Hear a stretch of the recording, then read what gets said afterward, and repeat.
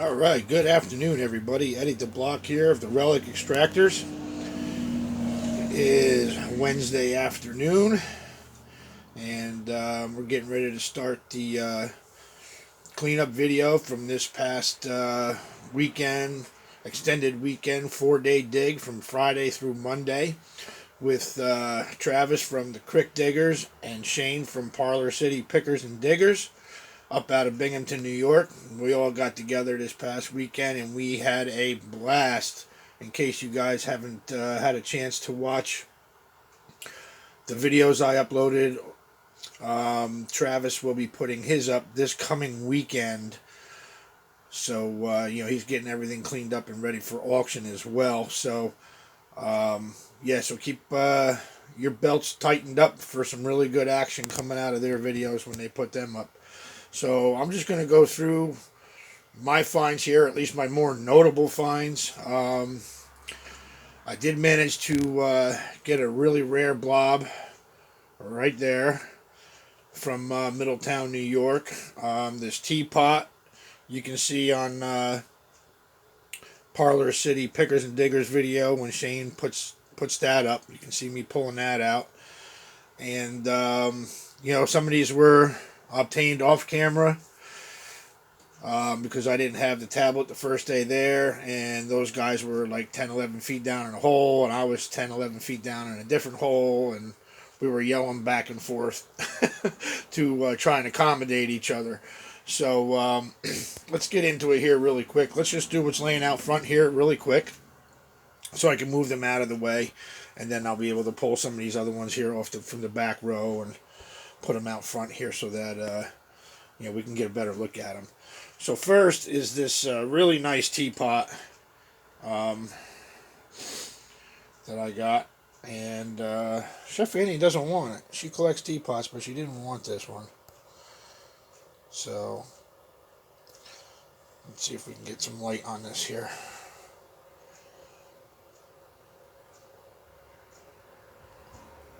You can see it says Knowles, Taylor, and Knowles. Nice eagle within a shield. Union Stone China. It's got a really nice rosebud pattern on it. Some gold gilding on the spout. I think there's some on the handle as well. Yeah, one line there. Now when I pulled this, it was literally sitting up just like that in front of me in the hole. Kind of tilted up a little bit, and I was so shocked to see that spout wasn't broken off. And I said, boy, it would sure be nice if that handle was on here. And sure enough it was. So no lid, unfortunately, but really nice find. I managed to look up the value of these, and they are anywhere between $50 to $75 on these, and that's complete with the lid. So I did see a couple others, around $30 to $35 without the lid. So if anyone is interested in that, you can hit me up here, and we'll see if we can accommodate you. Alrighty, let's move on to the next one. Now, a lot of guys here. I'm going to break something here before I even get going. That just made my heart skip a beat. So a lot of people will find these blank fruit jars up in the dump. I mean, there's absolutely no markings on it at all. Okay. Now it does have a little bit of a lip chip here. This is actually a smooth indentation. It could have been done during manufacturing, but it's smooth. It doesn't have a sharp edge from getting cracked or broken. And it does have a little tiny lip flake right there. It is an applied top jar. Let's see if I can get it close enough for you to look at it. You can see that it's applied. You can see where that where it lays over top of the jar itself. Let's see if I can see it better on this side. And so anyway, this is a Klein's patented jar. Now they come in different variations. If anyone's got the red book, you know what I'm talking about. If you would go to it and look it up, they had the lids that were very heavy, and they had two lugs on them, and it had the patent date on it. So the jars are unembossed, and it is the stopper, the glass stopper, that has all the information on the jar. Um, there's different sizes, like 2 inch and like 1.5 or something like that. There's different sizes of the lid, and also with the neck. Some of them taper. This does have a really slight taper in the neck to where the top is, but I'm going to be conservative with this one. It could be Red Book number 1422 or 1422-1. They are $150 and up to $250 and up for a quart size aqua jar, which this one is, in mint condition, obviously, and complete with the stopper.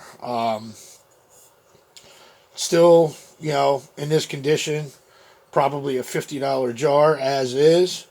I don't know if I'm going to sell that one or not, because I do not have one, and I do have the lids somewhere, so I'd like to see if I can get that complete beforehand. Next, this was just laying around up there. Somebody tossed it because it does have a big giant crack in it and a big chunk missing out of the lip. I'm not going to take it off to show you because I just put basically a new old stock Atlas lid on this. This is a Lockport Mason. Not rare by any means, but I don't have one. So I'll hold on to it until I find something different. And right here you can see the embossing a little bit better. And there's that nasty crack right there. So, and it is a number 5 sometimes too, depending on the numbers. They can be a little bit rare. I didn't really look that one up yet. So that's that. Next, here's that really cool little tumbler that I dug. Nice mug base tumbler, cut glass. It's got bands around it. It's really, really nice piece. It came really, really clean. For being in the grounds for so long. It does have some of that staining on it though. But hey, what do you expect for 100 years in the ground, right? And then I got this other pretty similar, not as intricate, another one. A lot of these actually had like prepared foods in them, like a cheese spread or like chipped beef or something like that. And then the jars were repurposed, obviously, afterwards. And this one does have a little bit of a rough edge, consistent with, accepting like an old jelly jar lid, which would just pop on and off. So, but I did keep it. It is it would make a really nice rocks glass. This one is super clean. I'd drink out of either one of them, to tell you the truth. So, but yeah, so that's the glasses. Then there was a bunch of these laying around, and we didn't even stop to think about what they were. Jimbo had saw one and said, "Oh, look, it's a screw top milk bottle." And if you really look at it, it does look like a screw top milk bottle with, the top here, the bottom part where it's smooth and rounded, being like a lip of a milk bottle. So, totally slipped by us. And then a bell went off and said, I know what these are. These are oil bottles. They would have accepted the a tin or galvanized, I guess, metal screw like cone top, which would act like a funnel. These are 16 ounces. That's the only embossing that are on these, and they came out pretty clean. I did research them a little bit. This is how they came. There are some embossed versions, but most of these would have had a paper label on the blank side. I saw a bunch of Shell gasoline ones, to the oil can collectors or, gasoline collector memorabilia folks, they go for much. I'm going to go back and pick up the other ones that we left there. I just brought these two in to, get an idea of, what they are and everything. So, okay, so moving on. Um, Let me just move these out of the way over here a little bit. Oh, let me just show you that for the Klein's patent here real quick. I did highlight them in the red book. So you can see these are different down here. But these are the ones that I was looking at. So you can see they're 150 and up and 250 and up. And depending on the stopper, like this one has a juice hole. That one has a juice hole. So, and these are what the stoppers look like with the lugs on them. There's like two lugs, and then there's like one bar that goes across. There's different variations on those stoppers as well. All right, so moving along, let me get these out of the way. And we're going to move from left to right. And we'll go right down the line, but we'll start up front here first. So a nice common bromo. I always look for them, like I said, for the backwards Z or something like that. This one came out very nice, cleaned up very nicely. Strong embossing. I don't know if that's a crack in there. No, it's just a scratch. Looks like it has 2 dots on the bottom. But common bromos. Here's this really nice Stafford's ink with a partial label on it. This was on the nice cobalt color too, by the way, so you can see the cobalt. Okay, and when I dug it, the lid was still on it, and it did have a little bit of contents in it.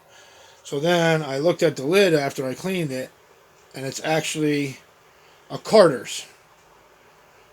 I don't know if you can see it, but it says Carter's Inks. Let me see if I can get that focused on there.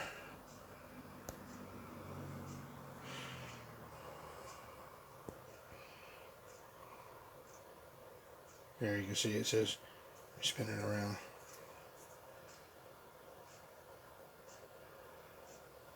There you can see it says Carter's Inks. So that was pretty corny. Carter's Ink stopper on a Sanford's ink. So, well,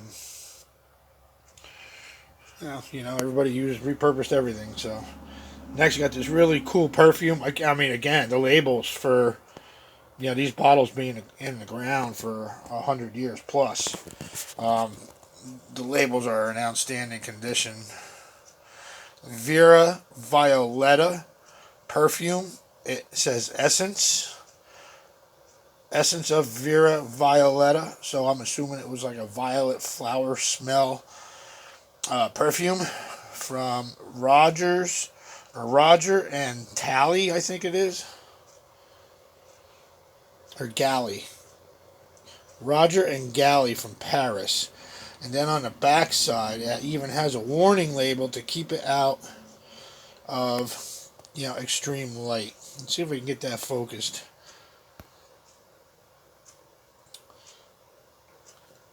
So it says, do not expose the Vera Violetta to strong light.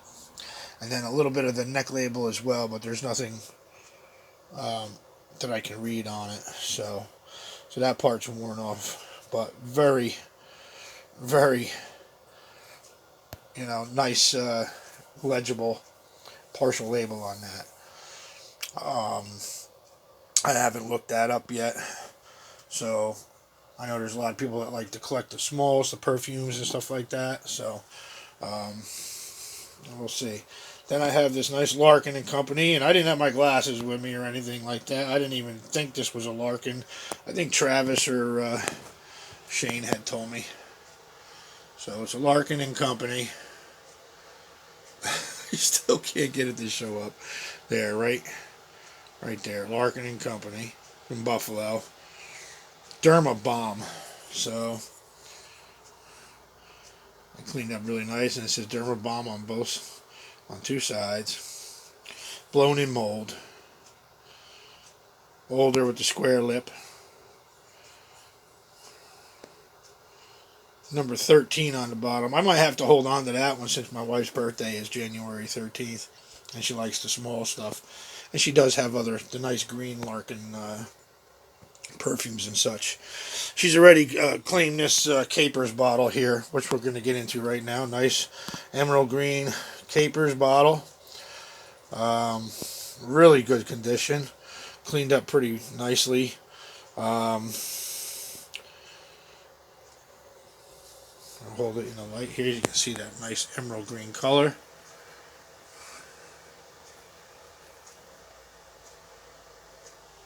And that's that one. Okay, so now we're going to move right on through the back row. And got this really nice Agua de Rubenad Condal. It is a Spanish mineral water, and this bottle is absolutely loaded with seedy bubbles. I mean, I don't even have to hold it in a light, and you can see all of those seedy bubbles. That does look like a little nick right there in the neck. Let me see that real quick. No, it's not. That's actually a bubble. That's a bigger bubble right there.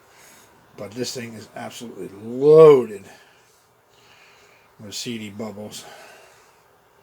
Even the base is loaded with them. Plied top, tool, well, plied end tool, it looks like. I've dug these before, but never like that. Look at all those bubbles.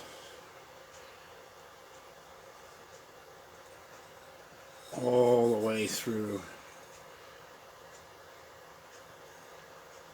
Somebody nailed it with birdshot. So these are fairly common. I've seen them sell for around $15 to $20, but more realistically, like a $7 to $10 bottle. I do have a few more of those I'd be willing to get rid of, but I think I'm going to hold on to that one. Right, this next one here, Jimbo actually dug. It is a nice blob top soda, Ludwig Mayer from Tenafly, New Jersey. He didn't want it because it's cracked severely on the back side here. It just says, "Return me to Ludwig Mayer, Tenafly, New Jersey. This bottle not to be sold." And you can see this big old nasty crack here on the back side. And it looked like they had some purple gentian in it, like that purple dye that they used to use. And when I rinsed this out, my whole sink was purple. So it took me a little while to get that out, but it's still cleaned up pretty good. And it's holding together. It's, even though it's cracked, it's a pretty solid bottle. Does have a Carl Hutter base. Carl Hutter 05, so it's probably 1905 Carl Hutter. And let's move on to the next one here. This is that rare blob from Middletown, T. Cohallen. And look at this one too, folks. Look at the seedy bubbles in this blob. Just ups the value on it even more. It is unbelievable. You know, the seedy bubbles in this. This is the first one I've dug, and I've only seen a shard of another one. So, you know, this is pretty outstanding to have. And especially with all those seedy bubbles, just adds to the character. Just says number 1, N01 on the base. And yeah, that one's staying in my personal collection too, because I collect the locals from up there. Okay, now we're going to move into the meds. And this one here is a large size S. Grover Graham Dyspepsia Remedy from Newburgh, New York. It does have a really bad crack on the back side of it. I didn't notice it until I cleaned it. You can see a crack that goes straight across the whole back half of the bottle, and then it's also got that flash crack up, that fracture on, you know, on the upper half there as well. But I don't have one this size. This is the largest one I've seen so far. The embossing is really, really strong. Right around 1890s, turn of the century. Nice lip. Cleaned up very well, and I'm glad it stayed together when I was cleaning it, even with that big crack in there. So, yeah, until I find another one, I'm going to hold on to that one. And then if anybody is interested in it, I'd probably let it go for like $5 with the crack once I get myself another one that size. This one here I thought was pretty neat. When I first pulled it, has that like cathedral kind of design to it, you know, with the indented panels. It is a Calcura solvent bottle. There you can see a little better there. Calcura. And solvent on the other side panel. It's got that like nice double collar top on it. Nice 1880s, 1890s, blown in mold. Seam stops about a half an inch or so right below that double collar right there. You can see it. Nice aqua color. And so I'll probably be putting that up for sale as well. Anything you guys are interested in, you know, you can just ask me and we can work something out too. You know, I haven't had a chance to look some of these up yet. Like, that's the first time I've dug one of those. And, yeah, there's a couple other firsts in here for me. And, you know, we'll, you know, once I go through and, you know, catalog everything and see what I'm up against, you know, we can work something out that way. Then we got a really nice, Dr. Kennedy's Favorite Remedy, Kingston, New York.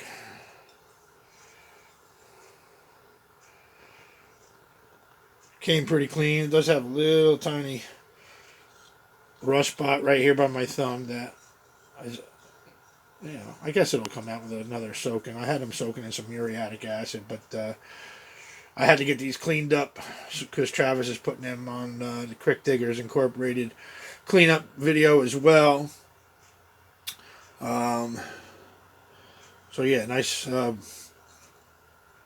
tool top here on this one. Seems to be applied with the tool neck there. You can see the striations in the neck. Got a number 4 on the base. It's almost like I want to say leaded glass. It's got that look to it, so it quite possibly could be. Next we have Shiloh's Consumption Cure. This is probably around 1880s. And S.C. Wells and Company from Leroy, New York. Really nice light aqua color. Nice icy aqua color, actually.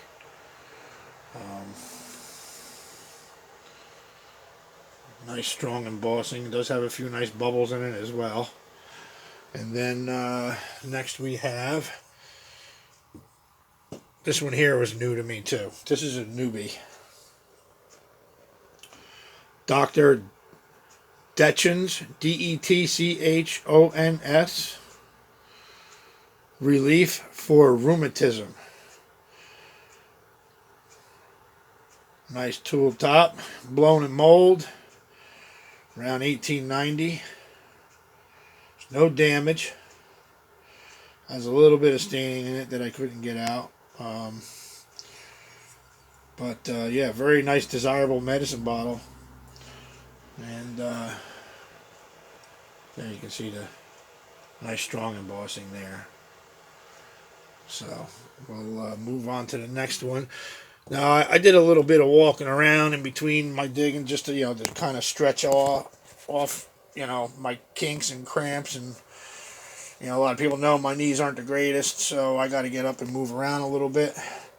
So in moving around and walking around, actually it's upside down, I gotta put it this way. I guess someone threw this away thinking it was probably a common Ogden pharmacy because it's got that same font of lettering. It is a Frederick Loeser, Loeser, Loeser and Company from Brooklyn, New York. Probably about, I would say, a 12 ounce, 10 to 12 ounce size med. So that was cool to find in someone's tail off pile. And I'll add that to my collection. It's one I don't have. And then we have this nice little Wright Brothers from Dunkirk, New York. It says Wright Brothers, sole proprietors, Dunkirk, New York. Sole proprietors to what? I don't know. Obviously, it probably would have been on the label on the reverse side. So I got to research this one as well. And, I would probably let these go. I do collect the Brooklyn ones, though. So I will be keeping that one. But the other ones, once I research them, definitely, be selling these. So again, just, inquire about anything that you see here. Just let me know. And we'll work something out. All right, next, moving on. This one also can be seen on the Parlor City Diggers. Fairly common, really nice Payne's celery compound. It's really dark. And it too has a lot of, looks like a bunch of seedy bubbles in it. There, you can see it there. A couple of nice other bubbles in it too. A really nice dark amber color. Cleaned up really nice. Now, just for showing purposes, you can see how shiny the outside of these are.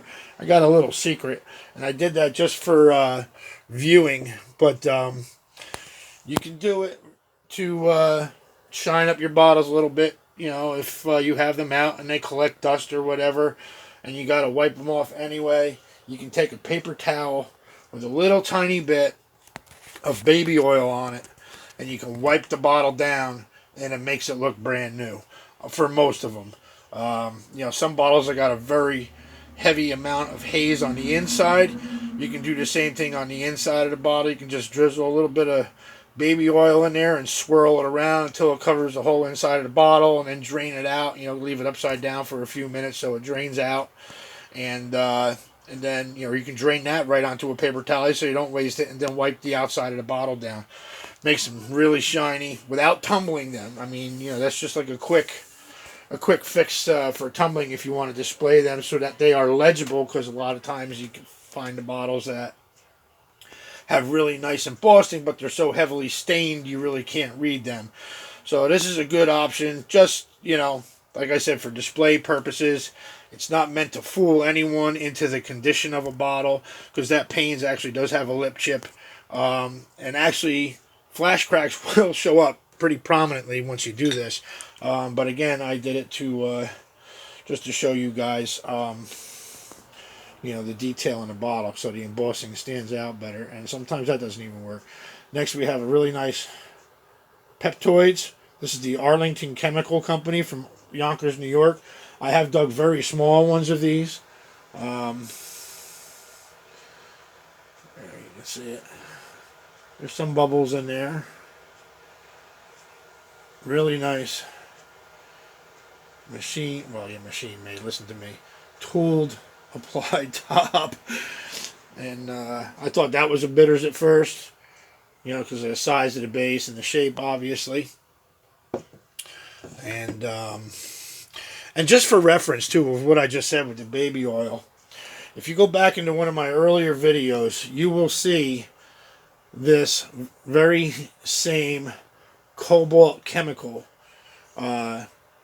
in all its hazy gloriness, with a lot of deposit on it and everything. So this is a perfect example of one that looked like it was tumbled, or at least cleaned up fairly well without having any mineral deposit on it. You can see the inside staining on this here, but the outside just if you look at it in the natural light, looks really nice in a window.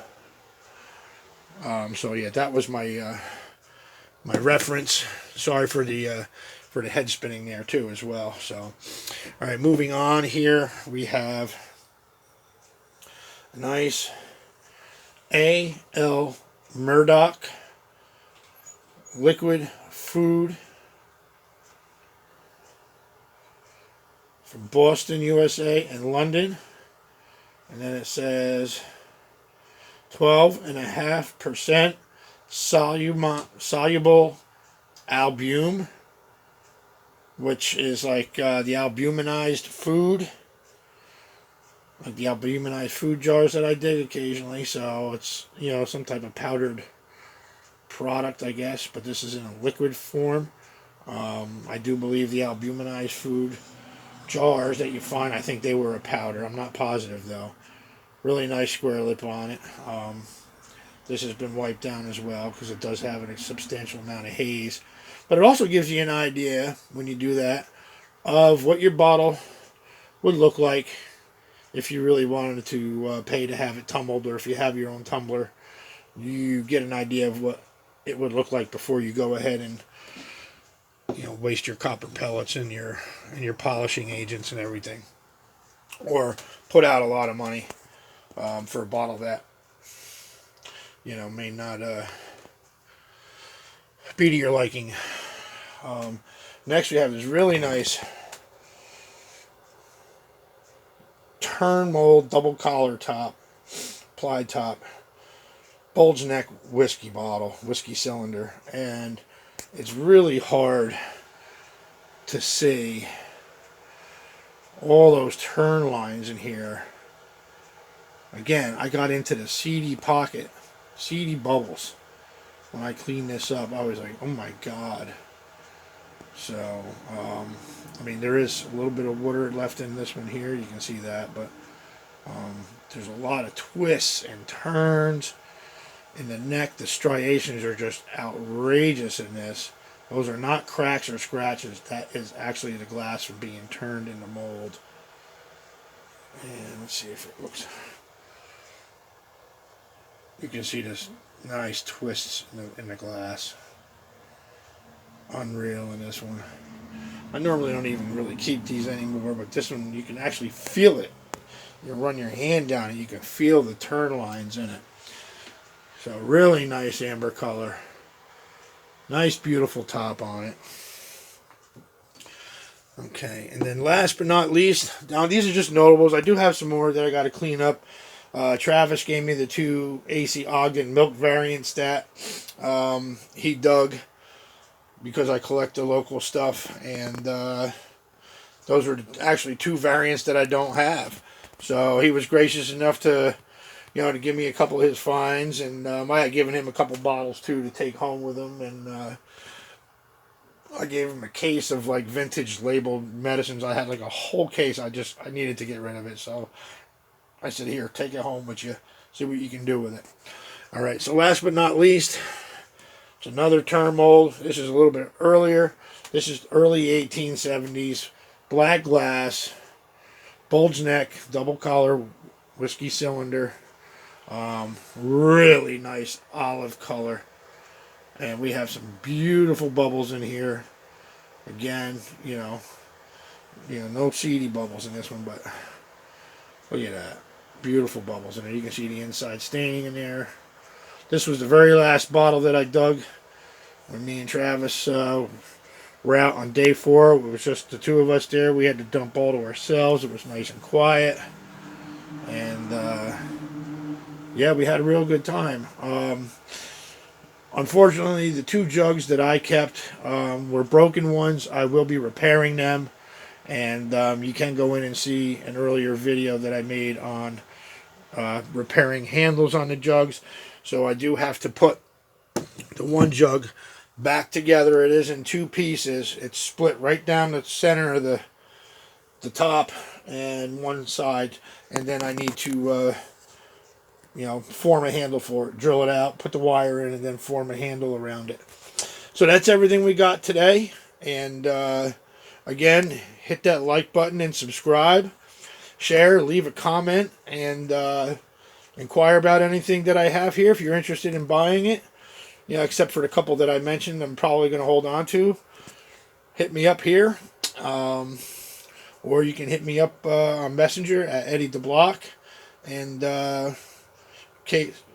contact me that way, and we'll see you on the next video. Everybody have a good day, and God bless.